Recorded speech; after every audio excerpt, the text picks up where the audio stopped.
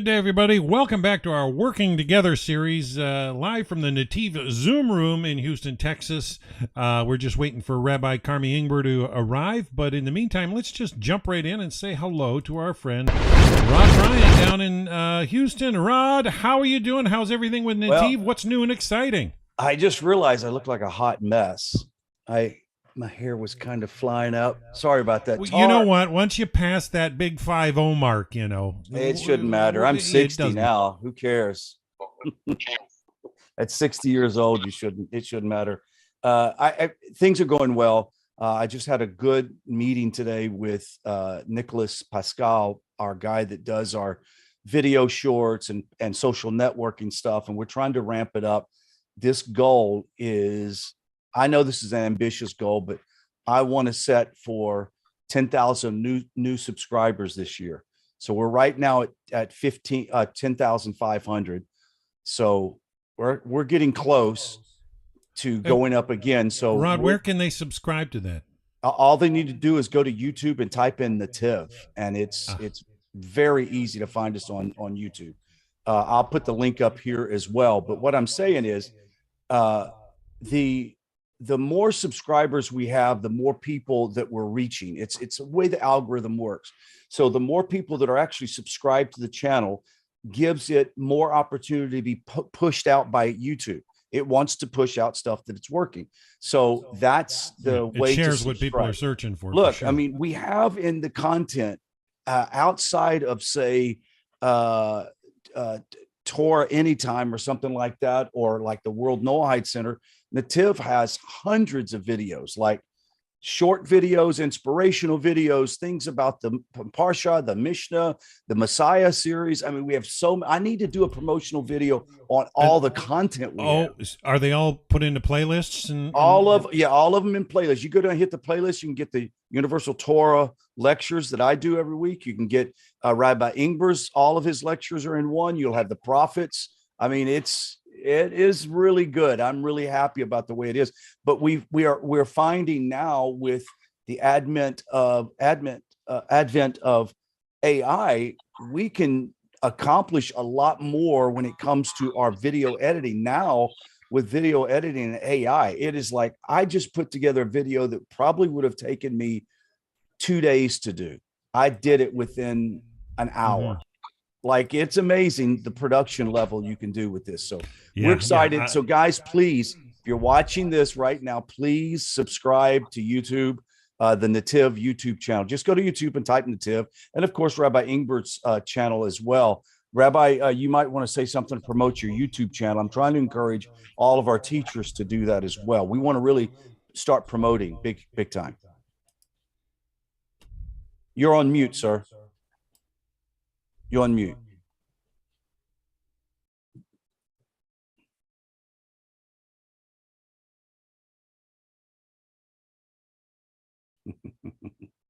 Anybody like to sing?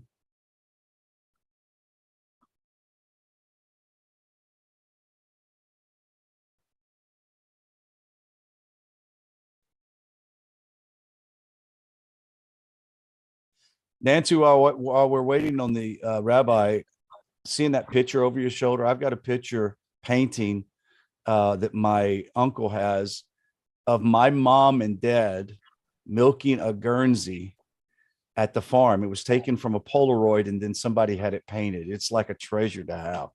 So I really hope that one day I can get my hands on it and have it, but I don't think they're going to give it away. I mean, the picture was taken in, like, I don't know, 69, 70, somewhere around there. Beautiful tan and white Guernsey cow. Okay. There he is. Sorry. Before you get started, why don't you tell everybody how to get to your YouTube channel? Well, it's a good question. I'm not even sure I have a good answer. So we have a lot of projects we're in the middle of doing. So, I mean, I have a YouTube channel right now, The Inner Spark. Google The Inner Spark. That's the name of my nonprofit, The Inner Spark, bringing out the inner spark in all people. Our website is down, but we are building up a bunch of things right now. We just started a school in Israel which in Hebrew is called the inner light, called Or Panimi, and that's for the study of deeper inner wisdom. We have rabbis studying there, and we do some classes that will be broadcast to the general community. You can get my book, Where the Heavens Kiss the Earth. I got 2 CDs out. One's still available, and the new one is being produced now.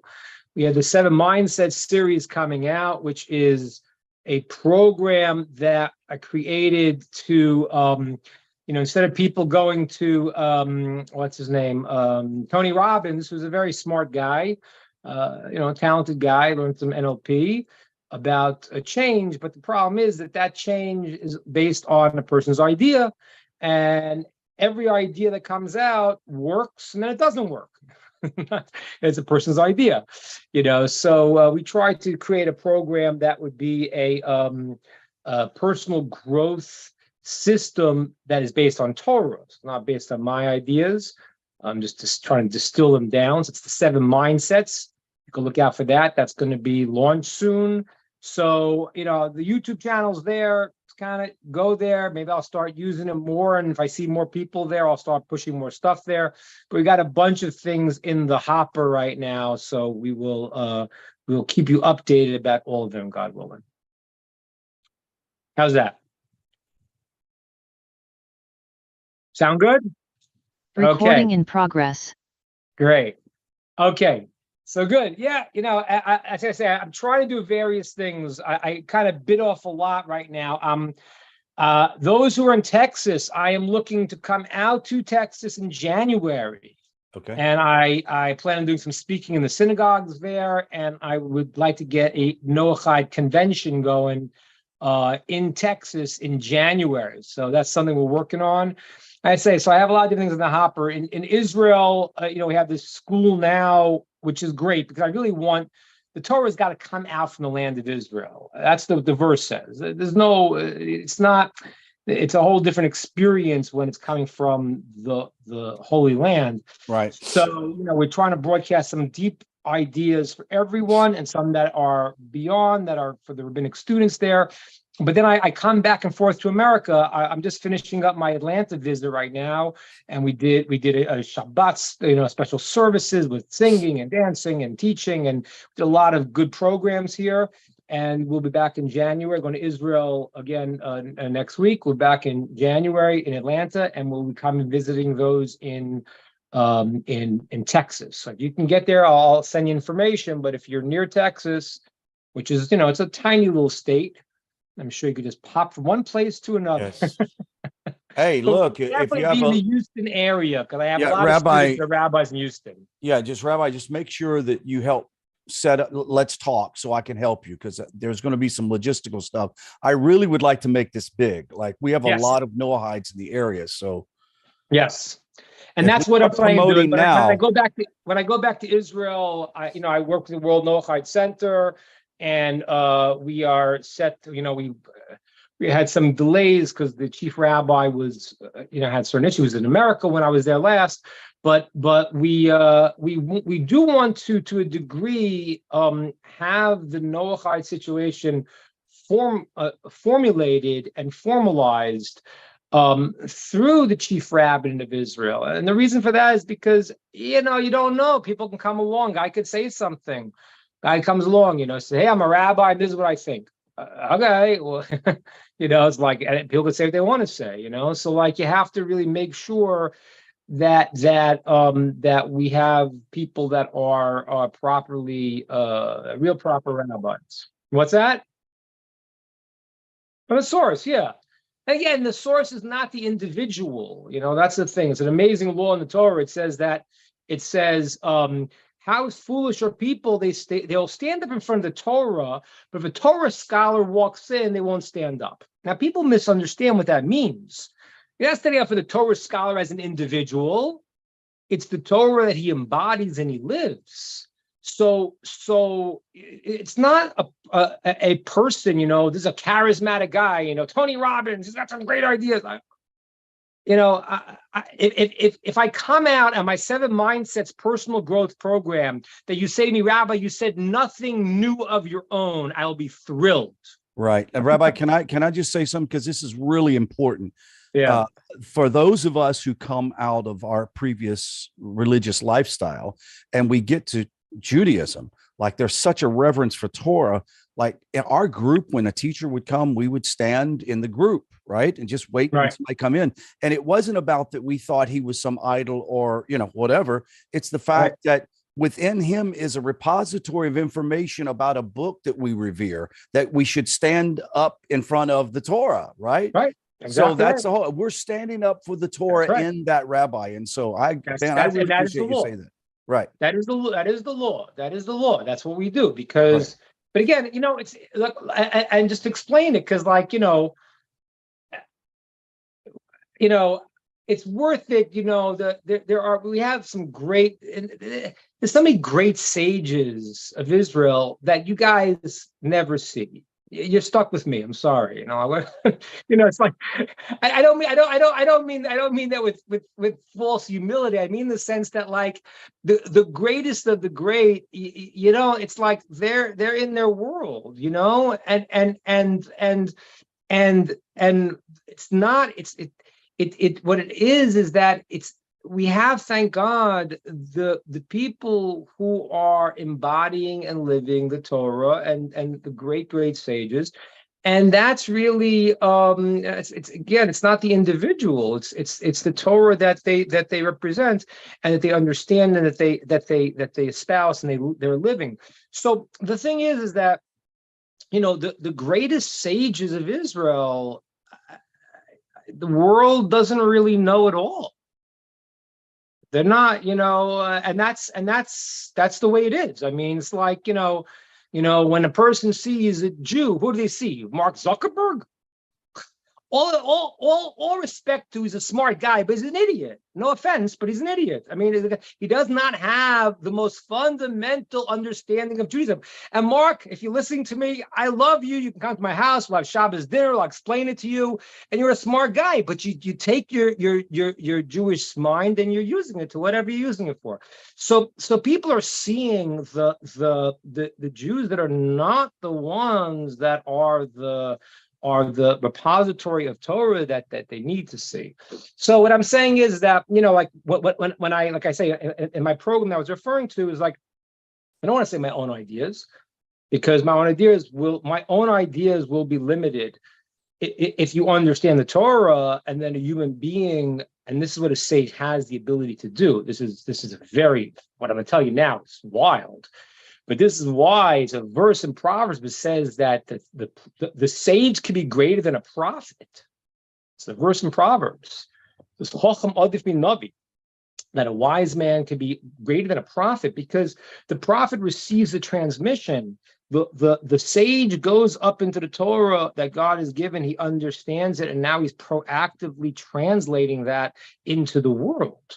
And he can therefore even see things that are going to be future, but not from the idea of prophecy. Prophecy is on hold now from the time of the Second Temple, as we were covering in our last sessions on Nehemiah, that in that period, after they established it, the rabbis actually did certain things in the world that ended prophecy. Now, what that means was the rabbis at that point prayed for the world to go into a level where there would not be the great challenge that previous generations had that we don't understand what they are, this thing called idolatry. You read about idolatry, you're like, what are these people, nuts? Like, this is like an idiot. Like, what is this? You read the things you don't understand when you read it in the Torah, you're like warning against idolatry, like what? Because we, as modern man, say, well, okay, these guys are morons because they're bowing down to it. That wasn't what it was. It really wasn't. It was a. If you could imagine, I guess the best way to explain it to you is what they'll call today, maybe black magic or something like that. Somebody who could hook into some spiritual system, not a holy one, but actually produce things in the world through this occult. And that was a certain drive in a person. It actually hooked him into this negative power, and he was drawing in. That's why, like, I don't know what these, what these idolaters did. I don't know, but like, you look at the ancient Aztecs. They pulled out the heart and they ate it. I don't know what these nuts were doing, but the reality was they were trying to do something that was connecting to some part in the life force of reality in the system that God created that parallels the holiness. There's a system that parallels the holiness, and that system is what gives us free will. Because if there was only a system of holiness, then what would happen is then a person would do what was right, and that's wonderful. But then there would not be any free will in this world to actually choose ourselves and develop ourselves as God wanted us to. So he created a system of purity and a counter system that parallels it. Now, very, very important, because this is where a lot of people who made up religions go in different directions. The force that God created that does this force of concealment created, is not in a battle with God. You cannot battle God. It doesn't make any sense. That's why we can understand that as being heretical in its essence. It is an employee that God has created that does their job, and their job is to go and to make concealment and confusion. And that is part of the system God created, that you should see through the lies and see the truth. I'll give you the example. The example is what's brought in the mystical writings, but I need to share because it's a fundamental example, and I think I can share this with you because it underscores the incredible mistake that people have on this concept. Which is, the example is, imagine that the king wanted a test at his son. He had a beloved, someone to test his son. So imagine he hires a harlot and pays her to go and to try to tempt the son to do the wrong thing. Now, when she's trying to tempt the son, the whole time she's hoping the son's going to say no. Why? Because she works for the king. She's not an independent contractor. She works for the king. So what happens is that the forces that God created of concealment are what God created. And this is what has caused idolaters and philosophers to fall for many, many years, because they're like, wait a minute, if you say God is all good, how could there be bad in the world? And that's why they created the ideas of a good God and a bad God, a God fighting against them and that, and then all this whole polytheistic concepts, which have different forms today, but it's rooted in this idea. So the reality is that there is one source, and he creates the world, and he creates a system of the holiness that connects, and then a system that doesn't connect all the way, because it's a created system where there is the ability to give illusion and a parallel one. So if you feel a desire to do something, there's got to be an equal and opposite power that pulls you the other way. Otherwise, you're not choosing, right? You understand that? That makes sense. And so example, if I like, I don't know, if let's say I have, let's say, a powerful ambition. Okay, so one guy, that ambition is now to get power, control, be the star in Hollywood, to be the cutthroat, whatever he is. Another one's ambition is to go and to make the world a better place, to do what's good. But they have to be pulling you in different ways. If everyone's ambition was, I want to be pure, righteous, and really pure and save the world, great, then wonderful. But then you wouldn't have a challenge. Your challenge is this, because the ambition that starts to pull you also pulls you to my this and that, and I'll be Taylor Swift, and they'll stand up and they'll scream for me, so like, and everyone loves that. I have a friend His name is David Kaplan. He did this thing. It was incredibly deep what he did one time. He was teaching. I used to have a program in Israel training rabbis, and he taught for me. And he did the following. He said, "I want to volunteer." He took the volunteer. He said, "Okay, I want you to step outside now for a couple of minutes. We'll tell you when you can come in." Volunteer steps outside. He says, "Okay, when the guy comes back in, I want everyone to start clapping and keep clapping and clap loud. And then I want you to actually stand up with a standing ovation." Okay? Now, he says to the guy, "Okay, come on in." Now, the guy is a smart guy. He's a rabbinic student. He knows that the crowd has been prepped to do something. He walks in and we start clapping. And he starts to smile. He smiles more. And we stand up and we're clapping, and he is ear to ear. Wait a minute. You knew that this was, you knew that this was a setup. What happened?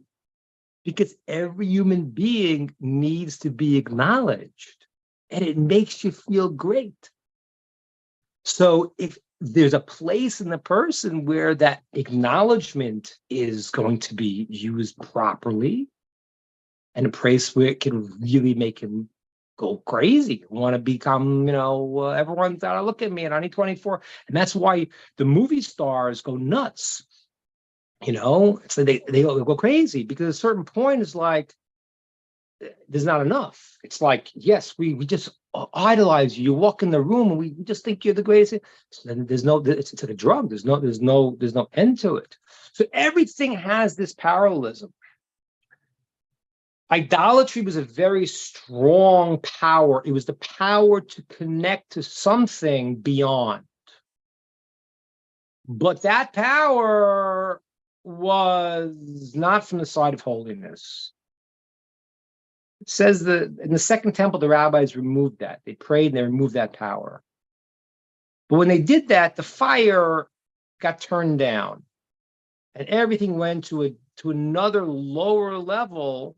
There's not this incredible desire for idolatry today, which is good and bad, because people are not maybe yearning. You don't wake up every day, I need to connect to something outside my physical world. You wake up and you want to go and you're on Facebook and you're in the slow doldrums of reality.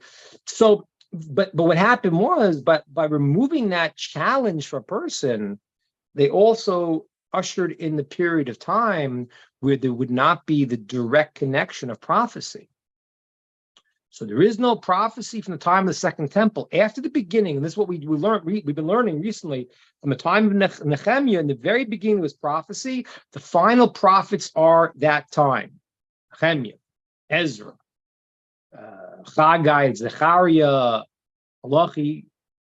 So those are the final prophets. They're the ones who set up the Jewish prayers, which is amazing, because the Jewish prayers are not written by a bunch of guys who said, "Hey, please, please, please, God, give me." They were written by prophets. So there are a whole different understanding and a whole different level of what each word that they composed. But what happens is that led us into another period of time, which is the time that we're in now, which is we don't have prophecy, but we do have Torah wisdom. Is it as great as the time of the temple? No. Every generation gets further and further away until the Mashiach comes, not on the same level, but if you see a great Torah sage, it's a very real experience. Yeah. Okay. Good questions, thoughts on that. I know I went off a little bit, but I'll tell you what I'm talking about in a second. But any questions on what I said so far? Because today is going to be mostly a question day, an open discussion day. Yeah, Barbara, you had a question? Can you please repeat the last final prophets? There were 5, you said? I said, I mentioned there was more than that, but I mentioned Haggai, Malachi, and Zechariah. Then there's discussion about what Ezra and Nehemiah were. They prophets. The book of Ezra and Nehemiah is written through divine inspiration, but seemingly they also had a level of prophecy too. Those are the five I mentioned. Ezra and Nehemiah, I told you, the book of Ezra and Nehemiah is written with it's the third part of the three sections of the Torah, the prophets, and the writings. The writings are through what's called divine inspiration, which is a different system of divine communication than is prophecy. But Ezra and Nehemiah, seemingly according to most, were also prophets, and certainly Zechariah and Haggai and Malachi, who have books in the Treasar, in the 12 books there, they are recorded prophets. And there were other prophets too. There were the men of the Great Assembly, the 120 sages of Israel, that and this is really what we learned recently, that they were the transition period between the first temple, the exile, and the second commonwealth, which leads us to this day to the third temple. They were they made a body called the men of the Great Assembly, 120 sages who had lifelong were part of this body, and that was they structured largely a lot of the things that were going to happen for the Jewish people, how they were going to function until the ultimate time of Mashiach in the third temple. So amongst those people, there were prophets, and those were the final group of prophets during that period. Okay, any other questions, ideas, comments on what I said so far? Okay, so maybe I'll say some things that'll make people less quiet. But question, how controversial we want to go? So let's talk about it a little bit. So I was thinking what I want to talk to you about, and I said, well, it's always good to know where we are in time. Like, where are we right now? You live your life. There's ups and downs. There's times you feel good, times you feel not so good. There's times of the year, and there's times of the generations. Where are we right now? And I'm going to tell you where we are in reality right now to understand it. And I think that maybe it's going to be hopefully helpful. We just passed the day called Tisha B'Av a week ago, a little more than a week ago. And the day of Tisha B'Av was the day we told the temple was destroyed. But what people don't realize is that the purpose of the destruction was not the destruction. The purpose of the destruction was the rebuilding. And this is, I mentioned this last time, but I want you to understand it's like the reason why you punish your child, in this week's our portion also, the reason why you punish your child for a normal parent is only to help them. So the punishment is always for the purpose of the good. That's just and if you're a parent and you don't understand that God functions to you in a greater way, then you have a disconnect, because every normal parent knows that. So if God is the source of all that is and created us, and therefore we are coming from God, so he is certainly the ultimate in the compassionate parent. The parent that is created in this world is for you to understand a little bit how God relates to us. Again, I'm not taking the non-Jewish approach of thinking I understand God. You don't understand God. God is infinite. And this is where you get the dangers with the people. God really loves me. He's my best friend. Okay, fine. Yeah, but you don't understand. God is beyond, you can't, there's no words. But we do understand how God relates to us and how he created the world. And he gave us parents. Why did he give us parents? Why couldn't we just all be born without parents? Why is of the 10 Commandments, the 5 on one side is between man and God, the 5 on the other side is between man and his fellow man, right? Don't kill, right? Don't commit adultery, don't steal, bear false witness, don't be jealous. That's the 5 on the left side between man and his fellow man. And the other side is between man and God. I am your God, no other gods. I'm your God. What? No other gods. Okay, don't say God's name in vain. Remember, God created the world in 7 days, and that's the Sabbath. And then the fifth one, all of a sudden, is honor your parents. But what? How'd that get there? You know, when I was a kid, they used to have, they don't have it today, but they used to have, postcards, and you had these postcards you would send to your parents or something like that when you were in camp. And then you would start out like big letters, dear mom. And then and then you realize you have no room left in the postcard, Then you write in small letters, please send me candy, whatever you write. But you ran out of space, so you gotta shove it in. I don't understand. So God why is the fifth commandment there at the end there? It doesn't seem to fit. A lot of deep answers.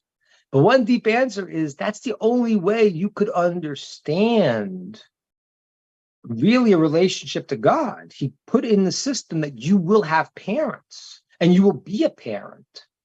And as a parent, then you could understand what it means to love a child.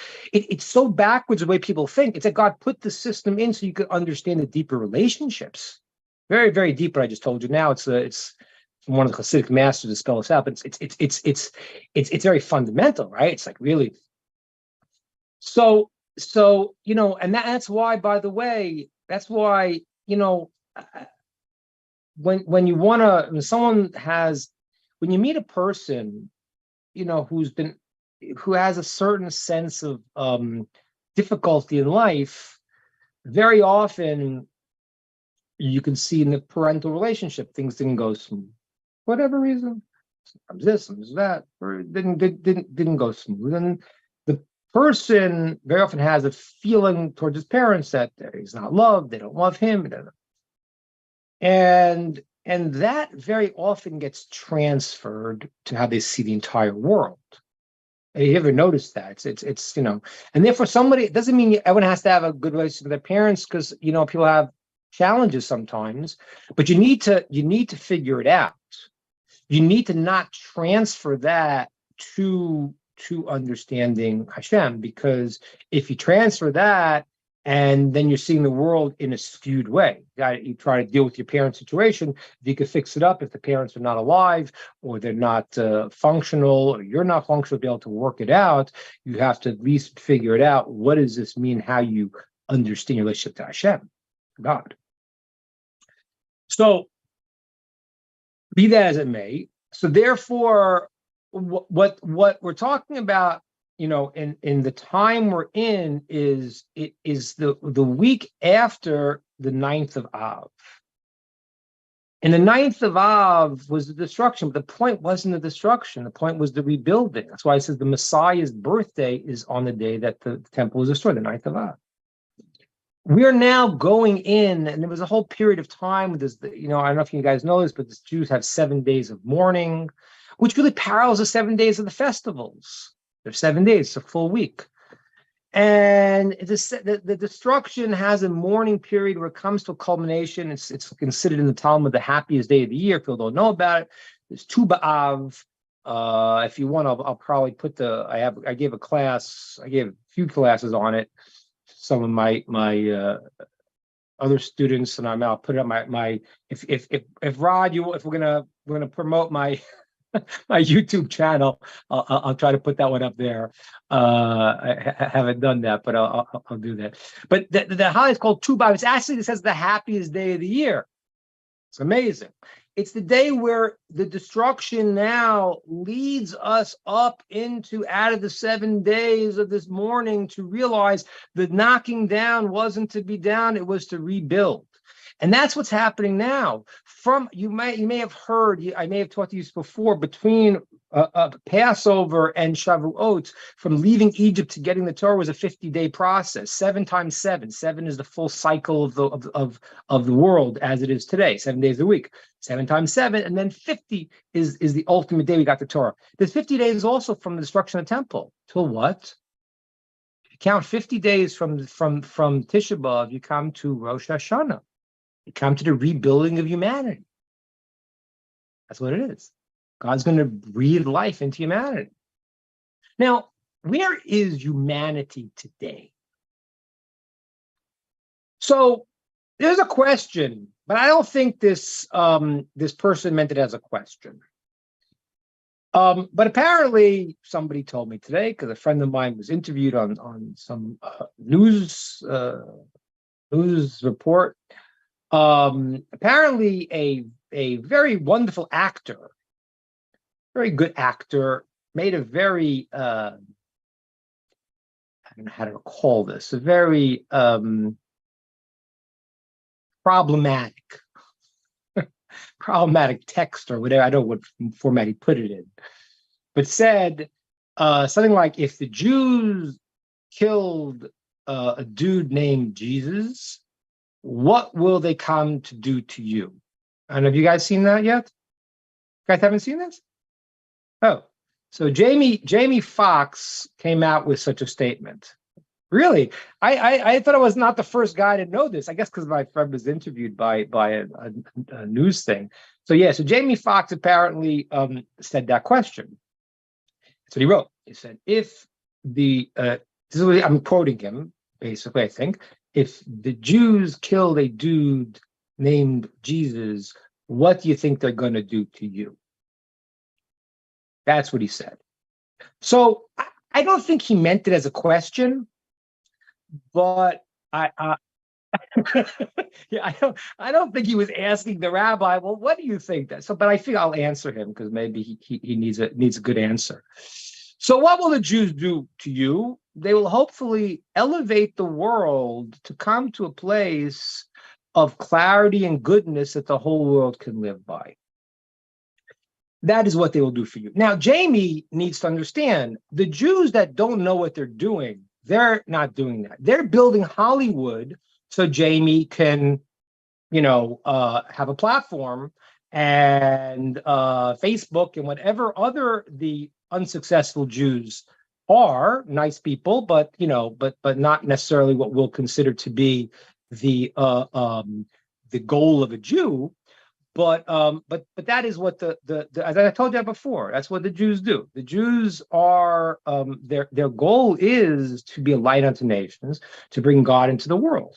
And as I said to you earlier, you guys know me a little bit. My Rabbi Steinberg Zatzal, who was 106 when he passed away, was a holy man, and I shook when I looked at him. So you've never seen him. Jamie Foxx has certainly never seen him. But he's seen Hollywood. He's seen other Jews who have created many things, including the most Nobel Peace Prizes of any group, and all that stuff, which is true. I mean, the medicines and but I'm not coming to brag about that. I actually, in my world, it's nice, but that's not something that I'm proud of, that the Jews invented the cell phone technology, all from Israel, and Einstein came up with the theory of relativity. It's nice. I'm not particularly proud of it. It's not Einstein is not viewed by, let's say, the Jewish world as a tremendous success. I mean, sounds like kind of crazy to say, And by the way, you should just know, Stephen, I see your jaws dropping here. I'm about to tell you, you're going to be even more flipped out. But I could actually show you the theory of relativity in a book written thousands of years ago. I can show it to you clearly. The Maharal Prague in the 1500s describes, he doesn't describe it scientifically, he doesn't give the mathematical calculation, but he describes how time is relative. And that is brought in more traditional sources going way back before that. The Big Bang, right, that what? The Big Bang was, that a Jewish person came up with that theory? Is that what you mean, Cheyenne? Cheyenne asked that the Big Bang, I didn't know what you mean, that it was a Jewish person that first person was, I forgot his name, George something. Was he Jewish? Maybe he was Jewish too. I thought it was, sorry, I thought it was in a mystical text. Yeah. Well, the Big Bang, yeah. In other words, yes, there is a mystical text that a guy I know, Dr. Gerald Schroeder, uses a mystical text from Nachmanides, and he wants to line up with the Big Bang. But I'm a little bit wary to do that because science is always changing. I have a friend who is a rabbi, a very great rabbi, Rabbi David Gottlieb.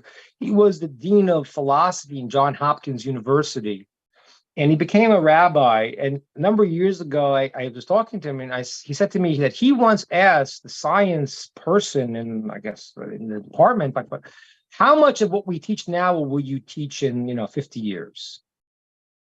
And he said, not a lot, like basics, but things change because science is changing.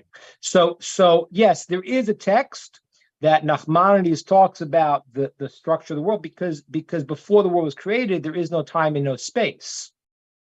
So I don't want to digress too much, but Cheyenne's, it's a very important question. I'll just digress for 1 second. So that's really like, it was called the steady state theory before. People believed the world was, the universe was infinite. That's what the Greeks believed. And that takes care of the question of God, because who created the world? It's always been there. How did it get there? I don't know. How did God get there? So that's the way the Greeks kind of dealt with it. But Torah says that that's patently not true. And it talks about the concept of creation. Creation ex nihilo, something from nothing, means there was no time and space. It's like, and then when you learn the Big Bang, you understand the concept that they call it came from a singularity. If you compress time and space into a spot where it goes on to nothing and it goes out somehow endlessly, in this theory. So the point where the Big Bang, the universe starts to explode from, it's not expanding into a place. There is no place. It's creating space. So that part is certainly true, that there was no space, there was no time. The universe was created. That's the concept of ex nihilo. That's the concept of Bereshit. That there wasn't a space. There is ultimately there is. We can't even. I can't even say it, but all there is God. Now, how God created that is beyond. I cannot discuss this in this form for sure. I maybe even said too much already. But to understand the part that we need to understand, which is that anyway. Cheyenne, thank you for the point. I appreciate it. The part that we need to understand here really is the when I look at a guy like Jamie Foxx and what he said. So first of all, it's unfortunate that he doesn't really understand the mission of the Jews. And the answer to your question, Jamie, is what will Jews do for you? Is that they will bring in a period of time where there'll be world peace and truth in the world. And that's really what it was. As we talked about, Stephen asked me a few weeks ago, that's when the time of King Solomon's temple, there was no natural catastrophes in the world. There's no poverty in the world. There was a blessing in the world. Now, nobody wants to understand that, but that was the reality, and that's where everything is going. Now, unfortunately, as I said to you, he may know Jews that are not part of that mission, because the Jews who are the central aspect of the Jewish nation, the sages and those that keep the Torah, are not the guys in Hollywood. Now, the guys in Hollywood, I mean, again, it's not. I think it's a bad thing personally. I think Hollywood's disastrous thing. It's to me, it's a disgrace beyond a disgrace beyond a disgrace. But Jamie, he was pretty good in some of the movies, and so those Jews that created that thing, including many of the Nobel Peace Prizes and the cell phone, and the cell phone is a good example, a smartphone. So most of my kids will not own a smartphone. Most very religious Jews don't have a smartphone. Now, why is that? I do have a smartphone. Why do I have a smartphone? Well, because the smartphone's an incredible, perfect example of what I was saying to you before. The smartphone can be used for incredible stuff. incredible good things. I can teach Torah. I can reach 7 billion people and tell them the truth now. It's amazing. I pull up on my phone sometimes. I pull up Hebrew texts. I have a few thousand books, thank God. But there are thousands of Torah books that you find them. I can go online and I can find them in like 5 minutes. I can download these.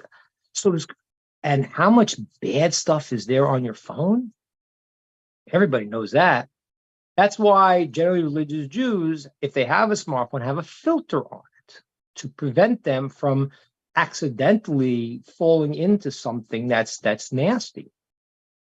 So the question, Jamie, that he asks is, where are they bringing you to?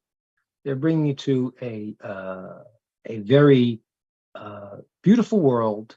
And the ones who Jews I don't think are doing that are the ones that are, creating the other things that you like. I don't like them. I don't like Hollywood. I don't like smartphones. I don't like any of those things. That's not the Jewish mission.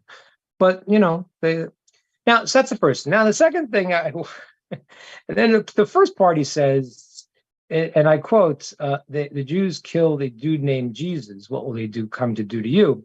So first thing you have to know is, who was this person named in the Bible, Yeshu? Who was he? Well, we know who he was. He was a Jew. He was a rabbinical student of the Rabbi Shua ben Parchia. He was a rabbinic student that took a approach that was very different from the Jewish approach. And that did not sit well, very much like there are Jews who espouse other ideas that are not the ideas that we got from Moses at Mount Sinai. And he was a student who did that. The Jews did not kill him because the death of the personage that is spoken about is a crucifixion, which the Jews did not do crucifixion in their court. That was a Roman method of execution. Jews never, ever, ever did such a thing. It was a very specific way that the capital punishments were tried. So his assumption, that what will they do? They kill it. Well, that's not true. First of all, Jamie, and the second thing is, even though is that the point, which was the point then and is the point now, is what did they do? They disagreed vehemently with the change that he was saying. And let's see, I don't know, because the world wasn't so good at dialogue for many years. And then they thought they got better, and now they shut down any dialogue. But people could have ideas. We could disagree about them. So what do? We disagreed with his ideas, and we still do. And we say that the Torah that came from God cannot be changed. Can't be changed. It's not to say, oh, God had a plan, the Jewish people, and then he said, you know what? Nah, not such a good idea. I think I'm going to change the plan. That's a problem. That by definition, that cannot be God, right? If you change your mind, that's one of the signs that you're not God. There's a lot of signs. But God doesn't change his mind. So to go and to say that, we have a system that God gave and then he changed it, that's not what's going on. So what we said then and we say now is that there is a system, there is, someone asked me this before, and I want to share this with you a second. I think saying Judaism is a religion, I think is not a correct statement. And I think even saying Noahide, I know we use the term, but it's not really correct either. Let me explain what I mean by that. A religion means that I have an idea and this works good, this works well. I think to pray this amount of times, that amount of times. there's not a religion here. The entire world is set up according to God's wisdom as expressed in the infinite Torah. And therefore, these people have these things that they need to do. Those people have those things that they need to do. The rocks, the trees, the animals, everything in the world is part of this system. Not a religion, like, yes, the animals have a function, like Stephen was asking me a couple of weeks ago also. Yes, there's a function. And how is the whole world built? The whole world is built through Torah. And thereby, people that are born Jewish have these requirements. People that are not born Jewish have these requirements. Not a religion, it's a reality. That's what it is. So, where we are right now in history is we're coming out of the destruction of the temple. We're now building up to mankind again. Rosh Hashanah is coming. Rosh Hashanah is going to be here soon. Day of the formation of humanity. And you're going to have people who want to fight it.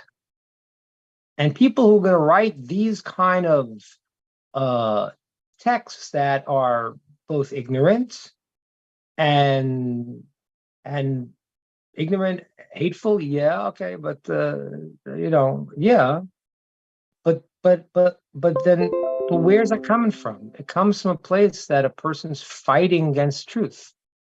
Jamie, you want to come talk to me? I'm happy to talk to you. Yeah, happy to share ideas.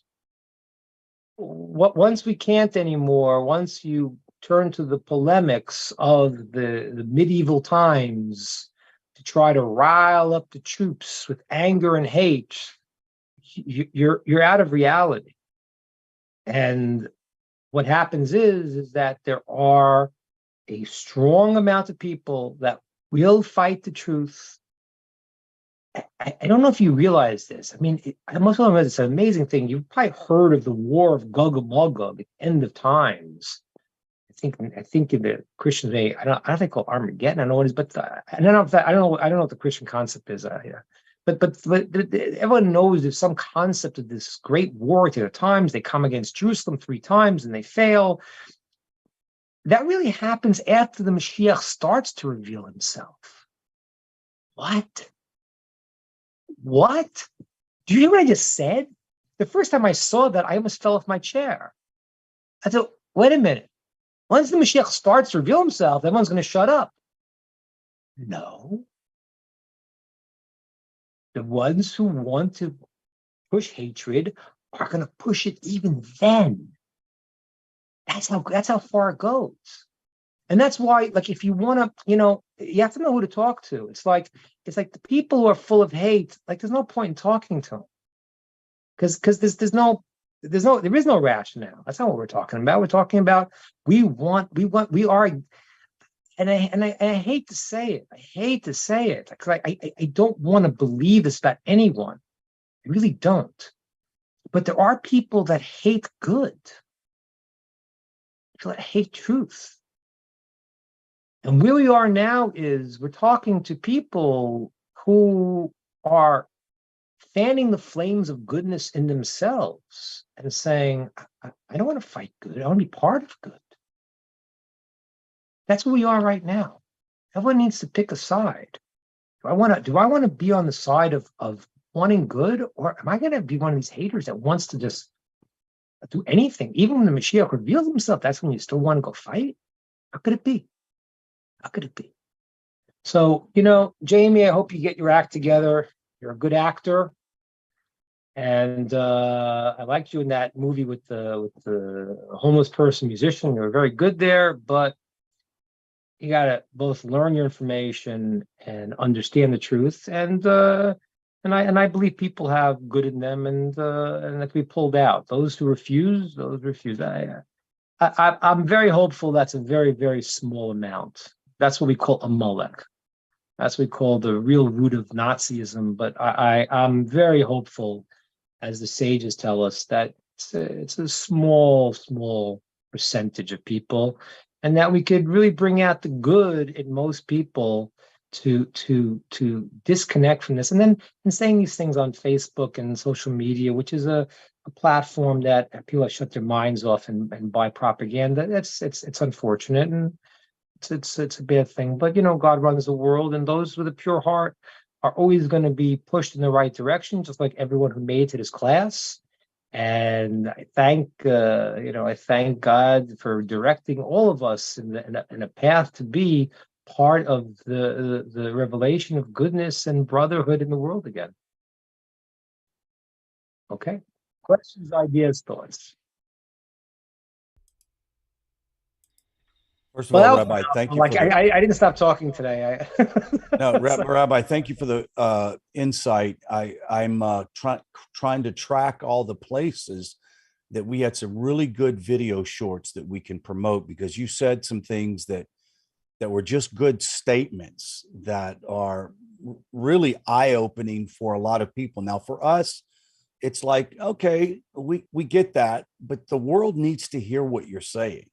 And one of the things that I'm feeling super encouraged about right now is trying to just do a full court press. I just feel like right now is the time for us to press, to bring the wisdom of Torah to the nations.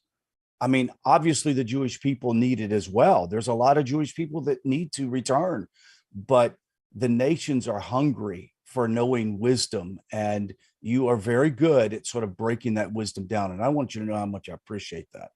I really Thank you very much. I really, I hope strongly that is, I do think that it's a time for this. And I shared this with you once. I remember one time I was in a synagogue, and I saw a book, a responsa, which is a question and answer by one of the great sages of Israel today. This is a holy man. He was the sandik for my son and one of my children at his bris. A sandik is the person at the circumcision. He holds the baby. So this rabbi was one of the great sages of Israel, Sternbach, and he was the sandik. He was for my son and his circumcision, his bris. And I found the book that was questions and answers that someone asked him. And he asked a question, and this is where I'm a little concerned, Rod. I want you to hear that we have to push. We got to see what God wants from us, and pray that we don't push things we don't need to push. So they asked the question. They said to him, "It says in the prophets, Jews need to be a light unto nations. So how come we don't have every Jew going out and being a light unto nations?" Good question. So I'm trying to do it, but I'm not better than my rabbi. I'm better than my colleagues. So why is everyone not doing it? So he answered, because for a long time now, they have been killing the Jews. You can't have a conversation. The guy says, okay, let me be a light onto you. And he says, boom, it's right. Not, there's not much of a conversation going on there. Right. So that's what he said. And basically you have to understand what this does. This exempts and exonerates the Jews from that responsibility. Because if the nations of the world don't want to hear it, and they're going to be violent in response, so then okay, yeah, that's it. We got to be wanting to hear, to have a conversation. So I didn't think this myself. I mean, I had rabbis that spoke to me about it. Gil Schwartz, who we talked about, who passed a little ago, he pushed me in this direction a number of years ago. But he saw some of the sages of Israel started to see maybe times are changing. And maybe we have a time where the nations of the world actually do want to hear. And so if so, then you gotta be a light. You gotta share. So Rabbi, your point is absolutely right and spot on. It is. And I think also that, for example, this community and the Netiv, the way we've approached it from the very beginning is we're not here to tell anybody what they should or could or would do. We're not here to instruct people how to convert or to do any of those things. but simply there are a lot of people eyes that are being open. We just want to make ourselves visible enough that those people who want to see light can see it. You know, I love the analogy. I heard somebody said this the other day, that, you know, being a light to the nations is great, but you don't need to shine the light in their eyes when you're trying to show them where to go. Yeah, because you can't, right? Because the rule is only time you can give is when the receiver is willing to receive. That's the rule.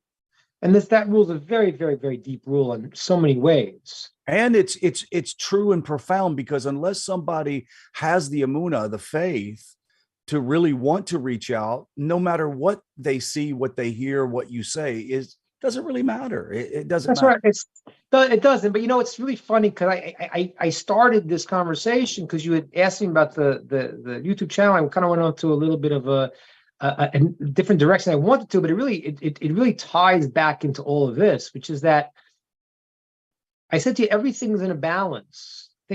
So in the world right now, you really do have the potential for the greatest dialogue. Mm-hmm. And you have the most extreme shutdown of free speech that you've ever had since even more than old communism, because in old communism, I could say what I wanted to say in my house. As long as I made sure there's no spies, I can say it. Now, who could be spying on you? I don't know.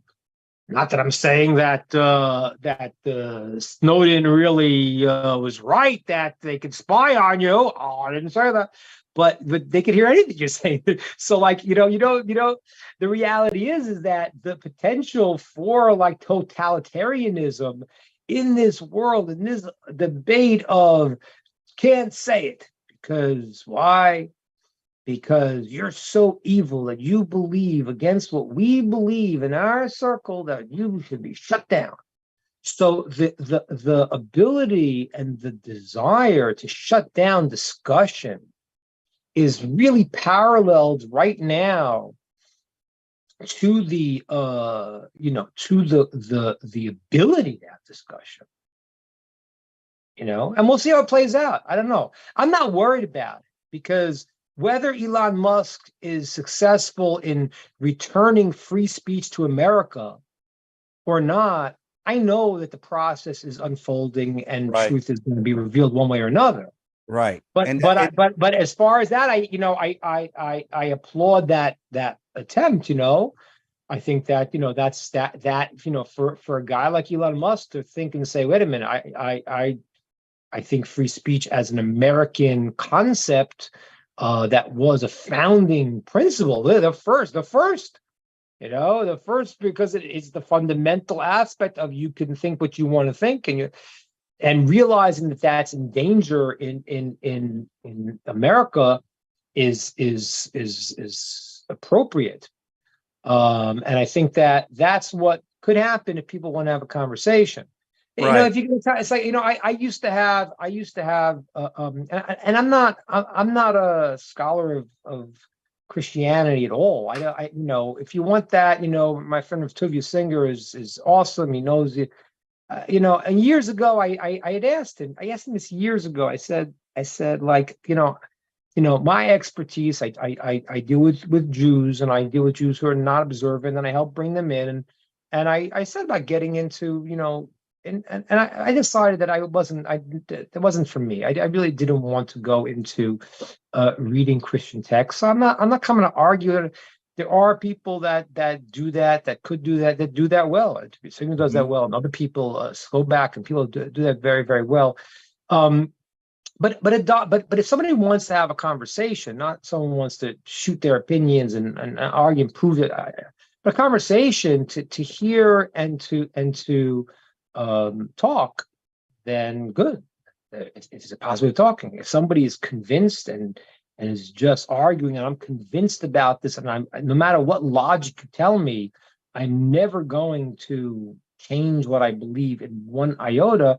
So what's the purpose of the conversation? What are we doing? Right. Rabbi, that's why I don't know if you saw the text, but I sent you a text, and I'm going to catch up with you this week, God willing. I want to talk to you about you and I sitting down and having a conversation that we can publish and put on podcasts and YouTube. I've got a lot of people talking to me about what's going on in the world, disclosures, UFOs, presidents, Right. courts, and by the way, I can't do it now. I'm sorry to interrupt, but I just gave a classes. The whole thing you're reading about the Israel judiciary is not true. Right. So all of that stuff. People, I even news stations that normally I they're pretty good in America have been completely off. Right. So here's the problem: is there's not I haven't found a single source that does that. So I'm just saying, I wish you and I would consider. I know you're busy, but maybe we're not talking about long. We're talking about doing really short videos on very specific issue that I can produce and put out. So think about it and let's go, because I've got a lot. The answer I thought about it, and I'm for it. Okay, good. Because I'll tell you why. I just to explain. Like everyone in life. Everyone has a mission. You have to be a part of something. Right. And so, that's what I feel that I need to do is to really to access people that maybe I could speak to, that like the great sage in Jerusalem, he's not getting online to discuss that. Right. And that's not what, but it's something that to be able to let the world understand and see that there is one benevolent, omnipotent creator. Yes. What could be finer? Right. So I'm going to tell you right now, Nicholas Pascal, one of our members who's Filipino, he's a young man. He does all of our video shorts and a lot of our social media stuff. And he's doing more and more. And God willing, I'll be able to pay him more to help us more. But here's the issue. Your videos, for example, we did a short video, the world, the power is, let's see, here we go. Here's one that is called Rod, let's talk about it. Let's get on the questions. I'm on board. You'll tell me all the, let's say if anyone has any other questions. Because I just go back to my learning. We're learning a very deep thing in our program now, and I gotta put my mind back there. So Stephen, David has a question, and then Steve. Okay, great. Thank you, Rabbi. As someone who came out of Christianity and then the messianic side of things, I haven't found yet a good succinct treatise on the historical Yeshu, so that I have a Jewish answer. And I know Tovia Singer has his 2 books, and I haven't gotten through those yet. Is there a real a succinct Jewish treatise on who he was as a man historically that would be a tool in helping family members and friends see that side of things? So I don't know the answer to that. I would say Tovia Singer and people like Tovia are the right venue. And the reason why I don't know the answer otherwise is because the Talmud does mention him in various places. The Talmud was censored. We still have the censored edition. So we do know who his rabbi was. We know various stories about his going away from the stages of why that happened and what his theory. We do know, but again, you have to understand something. And I'm not saying this to get Jamie Foxx upset, but he wasn't so significant in terms of the Jewish system. He wasn't like a leading rabbi. He was a rabbi student that started creating a different path. So it's not like, there's going to be a great amount that deals with it. It wasn't like,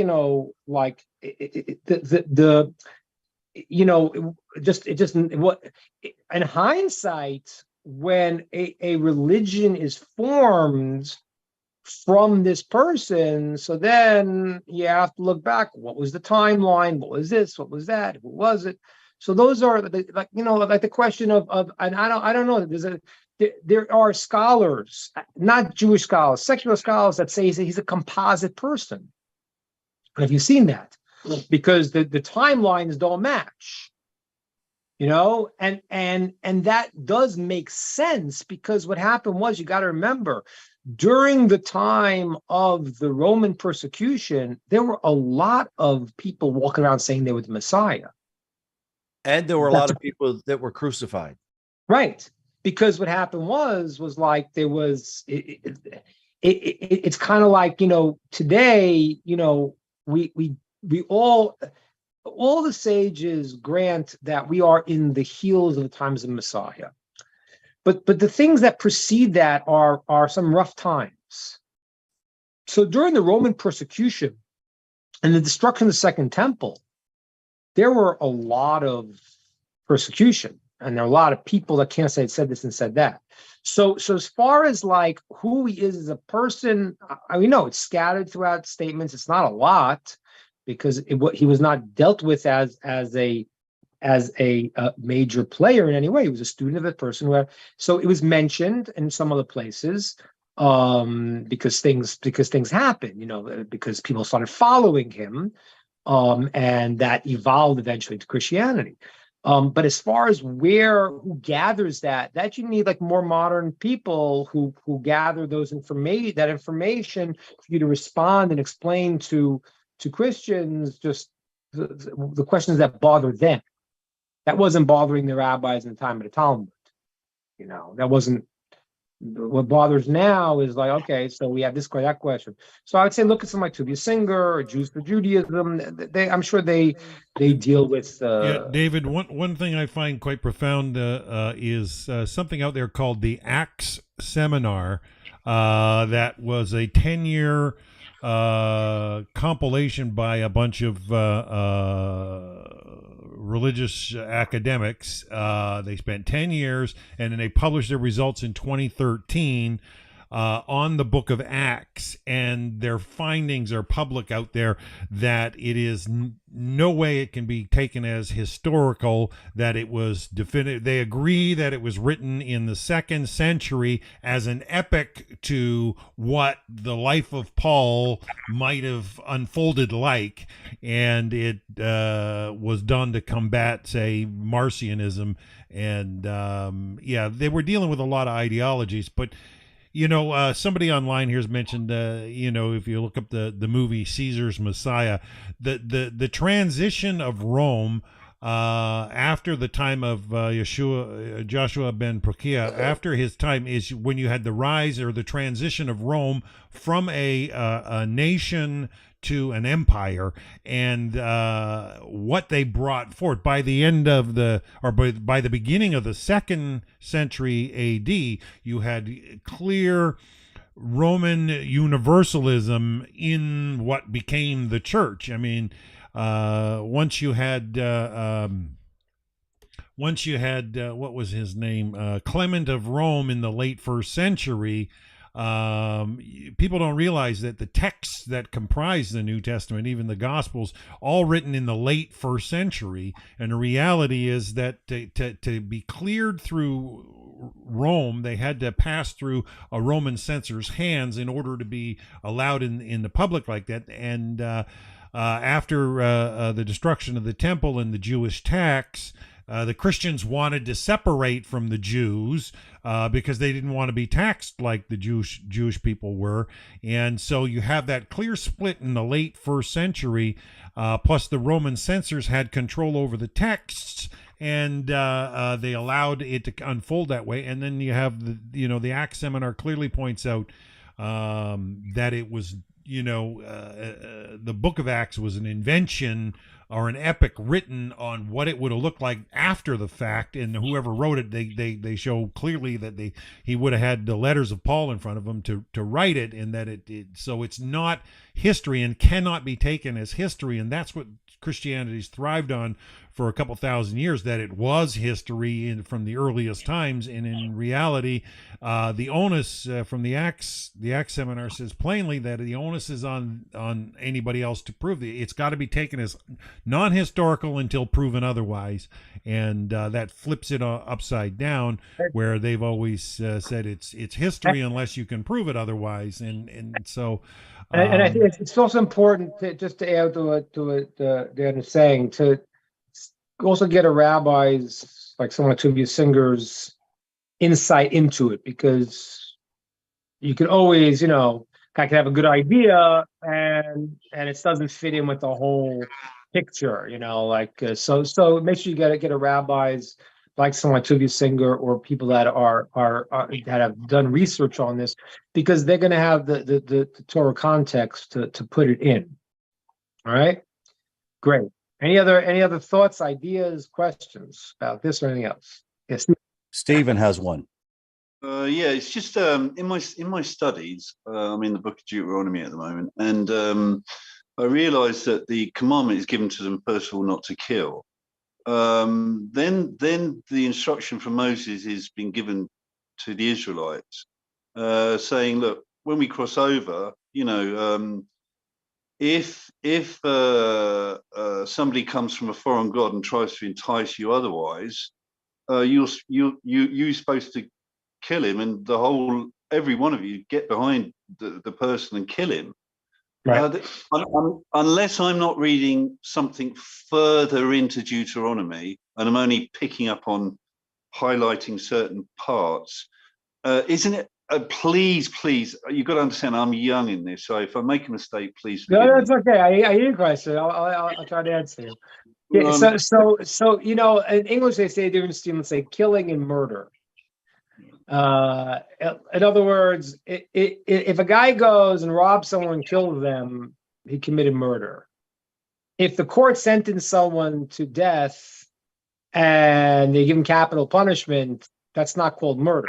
That is a case of where there is a need to do that. Or for another example, if somebody comes to kill somebody, okay, so if somebody comes with a gun to shoot somebody, in Jewish law, if someone comes to kill you, you have to kill them first. You don't say, okay, shoot.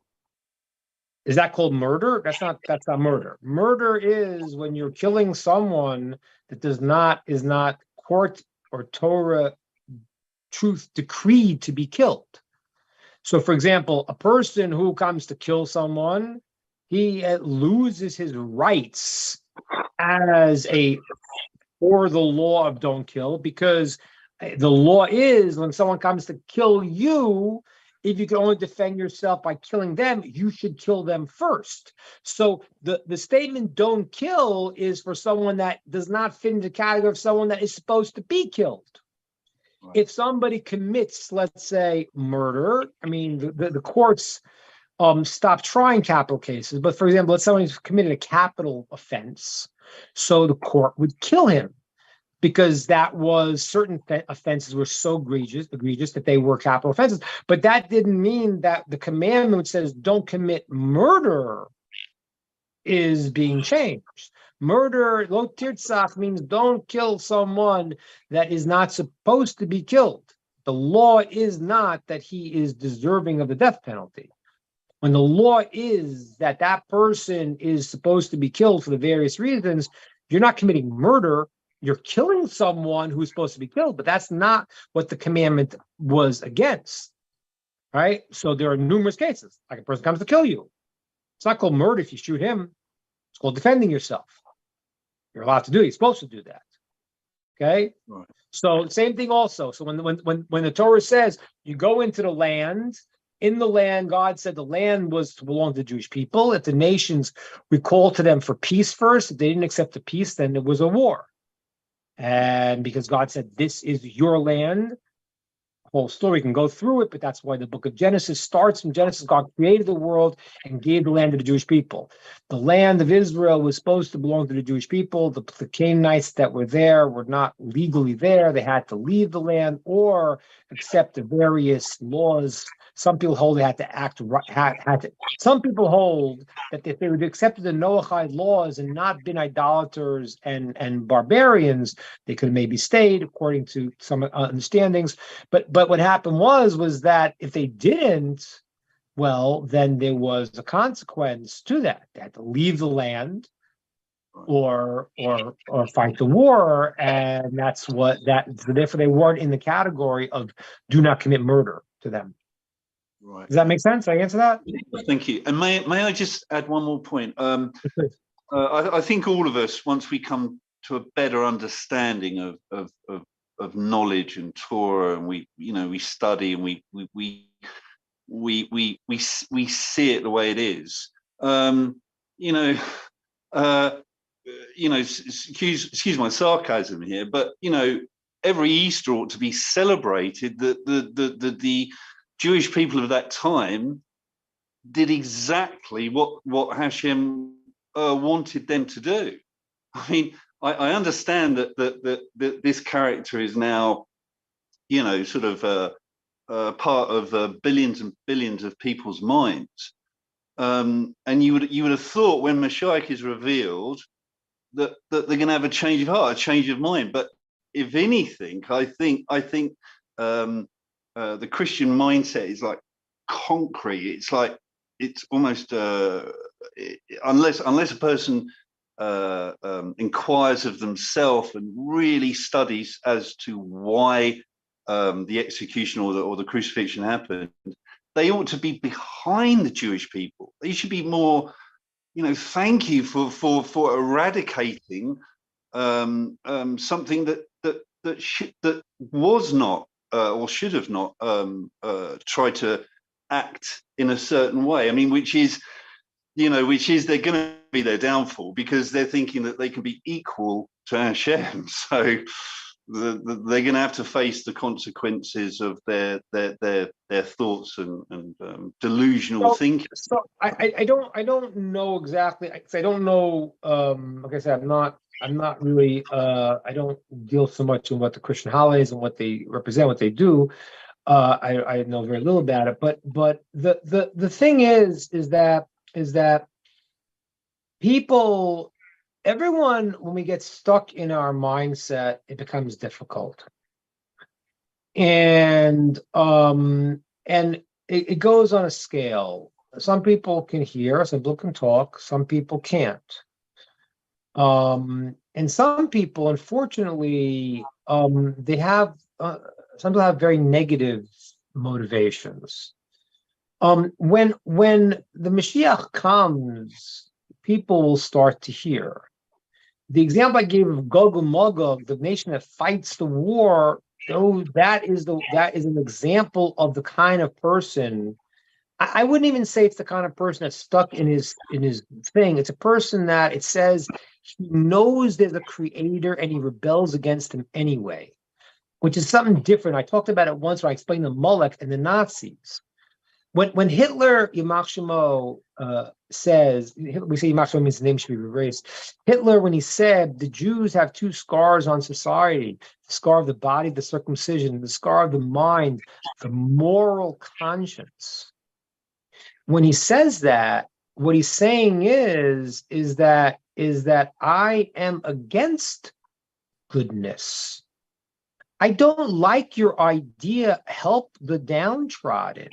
I don't like your idea that I am limited to what I could do. I'm an Ubermensch. I'm a Superman. I could do whatever I want to do. The lion kills the lamb. I could do what I want to do. I don't want this. That is a certain level of evil that, it's a very, hopefully it's a small part of society that really, when they're being faced with truth and it's in the eye and you can see it, you say, I don't care. That was the whole sort of a Molech. The Jews came out of Egypt. Everyone saw this Red Sea split. I mean, it was people, everyone knew. The sages tell us the water split in other places too. Something was going on. Something was changing. And they knew, the ancient world knew the Jews just left Egypt. Egypt was the metropolis. No one escaped from Egypt. It was the occult. And they knew it. Everyone was like, what's happening? What's happening? And the nations of the world said, we heard about this. We know about this. God has promised to bring the Jews to Israel. And this whole plan, and it's happening. And they even had a prophet named Bilam, who was a spiritual leader. He was the guru. And they asked him, and he told them. He told them what was going on. And these group of people called Amalek said, we don't want that. And it says they fought against the Jews on a suicide mission. They knew they were going to lose.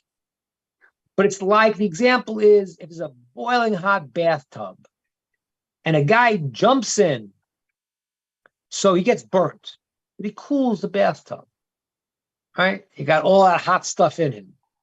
So what happened was, when Amalek fought against revealed truth, it cooled the rest of the world down, because they said, okay, maybe they lost the war, but you know what?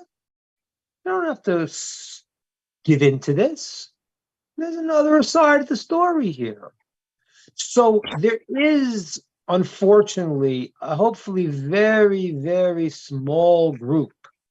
And that's why it's called Amalek. I can call it Nazism, because the Nazis showed the sign of what the Amalek is. They were the ones who said, we will, even if we're going to die, we're going to use the cattle cars to ship and kill more Jews than to get the weapons to the front line. That's a clear sign that's a person of Amalek who's against good. There's hopefully very, very, very few people. Like, there are some. It's Amalek. That's Nazism. But it's a small number. So we want to distinguish from those to people who are able to hear, and then people who cannot hear because they're stuck in their thing. But when they eventually see, they're going to see. They're not going to join the fighters of Gog and Magog to say, listen, there are some like that. But that's a small number. The ones who can hear, let's talk. The ones who can't hear, let's go. Let's stick with the old method of tolerance. You do your thing, we'll do ours. Leave us alone, we'll leave you alone. John Stuart Mill, the philosopher, said tolerance is like tolerate you. I disagree, you disagree. There's no point in talking, because there's no one to talk. There's no one to talk to. But hopefully those people eventually, when reality looks us all in the face, will be able to see what reality is. Right. Rabbi, your class today has been amazing. First of all, let me say that, and I look forward to doing some more work with you on, okay, God willing, on this process. So if you have to go, I understand, but I just want to make one last wrap up to all of this, if you don't mind. Do you need to go? You have a class? I need to go. I need to go in a minute. Okay, let's. I gotta get the online questions. Not yet. Yeah, we got to. Yeah. Good. Okay. Craig is asking, he says, Rabbi, in Jeremiah 31:31, we are told of the new covenant being established, and it reads as if no Jew will need to read the Torah from scrolls, as it will be in their hearts. Does this apply to nations also? So we have to understand what that means, what that verse means, because it doesn't mean the Torah is going to change. It means that, and again, there's the translations, different things, what this means, because people have obviously made a big deal about what this verse means. But what the verse is referring to is that right now we're in a world where I can do good and I cannot. When something is written on your heart, it becomes part of your consciousness that can't be changed. That is what is referred to, not a new covenant.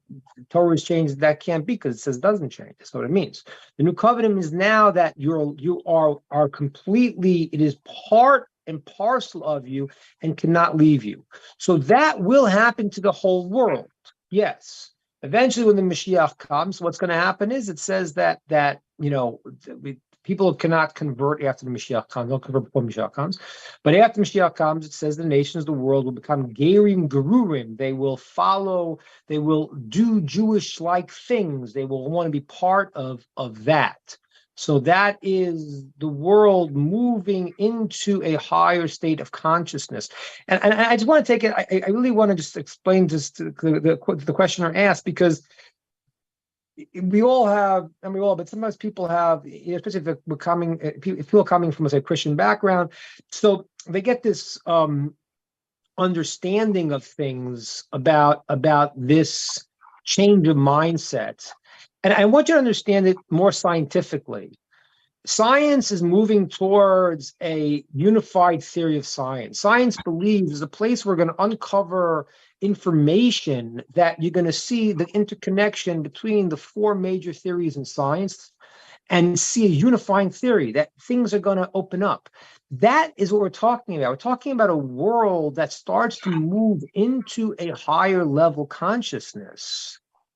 That process starts, it's a process that's been going through in this process of the 6,000 years since Adam and Eve and this process. But when it comes to the times of Mashiach, that's an elevation of consciousness. And it doesn't stop there. It keeps going higher and higher and higher. Okay? It is a long way to go. It's like people think, they think, oh, I'm going to do these things and I'll go to heaven. And what's heaven? Heaven's like a giant country club. And I'm going to love it there. I'm going to sit in juleps all day. No. You don't understand. God is endless.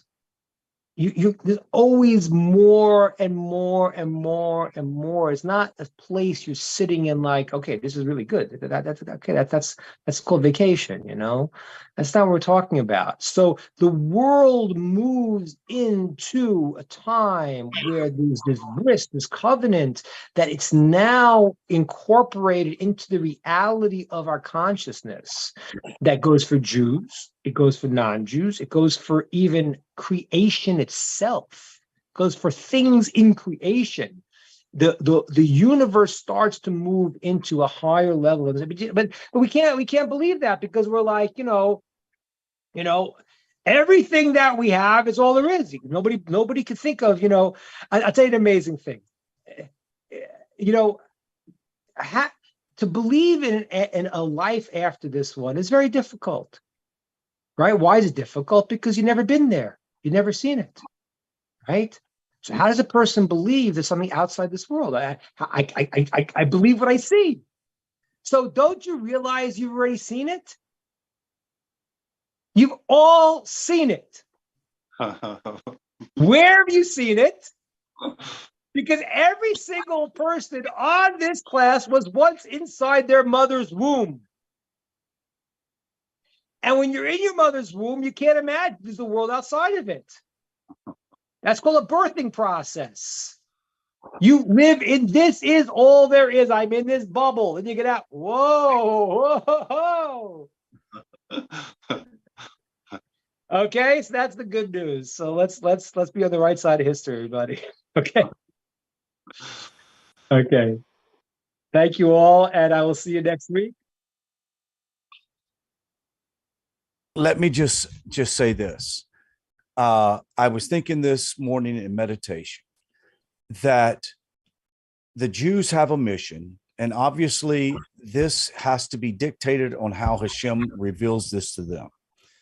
But we, as the people of the nations that are engaged in a divine connection with the Holy One, the creator of the universe, God Almighty, we have a responsibility to now start reforming ourselves. We're not worried about trying to figure out what do Jews do. We should figure out what we should do as human beings to become people of integrity, of honor, of justice, of kindness, and of purity. If we want to change the world, that's where it starts, because we can't change the world from trying to tell everybody you need to follow Judaism or Jews. You need to follow the wisdom of God, that the Jews have been really a divine demand that they should become light to the nations. So if that is their demand, then we are, as people of the nation, should try to understand what does that mean. And we all know that, okay? And that's the embodiment. That's the idea of the 7 commandments. It's not, as we talk about it. It's not. There's more, but it's an embodiment of. There is a commandment. It's in a bad translation. The word mitzvah is a spiritual connector, and there's 7 days of the week and the 7 points that a person lives a righteous life, and they have to know certain things. They have to believe certain things, otherwise they can't do what they have to do. Right. It's not that complicated. The whole issue is if we would begin to encourage people in the nations, if you want to change your world, change yourself. And people are complaining about politics and the news and this and that. Don't worry about all that. I think that was the best advice you gave. Quit putting your eyes on that. Start looking at what is the most important. The most important is Hashem bringing change to the world, and Baruch Hashem bringing the Mashiach to our generation or our time. Yeah, and look, I just want to end with just qualify that what last piece that Rod says. Like, when we talk about the Mashiach, I don't want people to go into a wrong idea of that's the panacea, in the sense that it's a process. Right. The Mashiach is the culmination of the process that's happening every single minute of the day. This is very important because people have a wrong concept here. Rabbi, people have the wrong idea. People have the wrong idea. They think, okay, so the world is this, that, and that's why people who don't know, they hear an idea of Mashiach and say, that's crazy, because from their point of view, what they think is going on is that everyone is doing something, and then all of a sudden, that's not what's happening. What's happening is that there is an unfolding of history that is in the most intricate connection between our free will and God's direction. We have our free will, but he's directing it, and therefore you go through this challenge, has a purpose, that challenge has a purpose, this political figure, they're all pieces in the puzzle that every day is getting us closer to that process. Right. So it's a culmination of the process, and let's what Rod's saying is, which is correct. Let's do now. That's all you could do. You can't go Rabbi, and see what's going to be. You can do now. I think it reaches a stage where people need to realize when things are a harm to themselves and others. I mean, it's in psychiatry that's what allows a psychiatric patient to be locked up, right? Is when they're a harm to themselves or to others.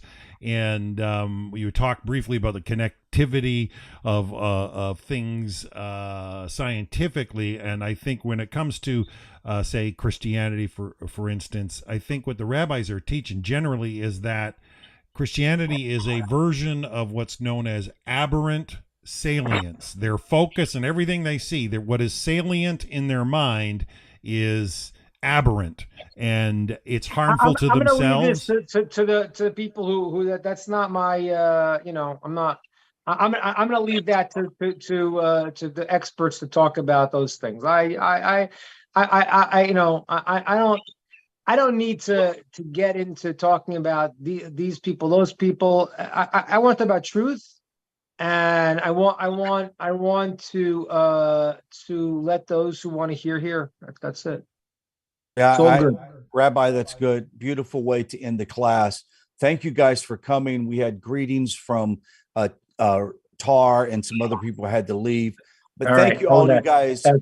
Mercy. Of course, Dan doing all the things he does to put this together. Stephen, Cheyenne, Mike on your iPad, Nancy, Stephen, Sandy, and David. Thank you so much. I really appreciate you guys being here.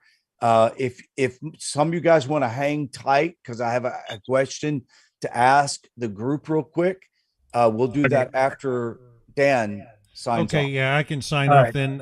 Thank you. Rabbi Ingber, are we on for next week? Are you tentatively? Yes, we are.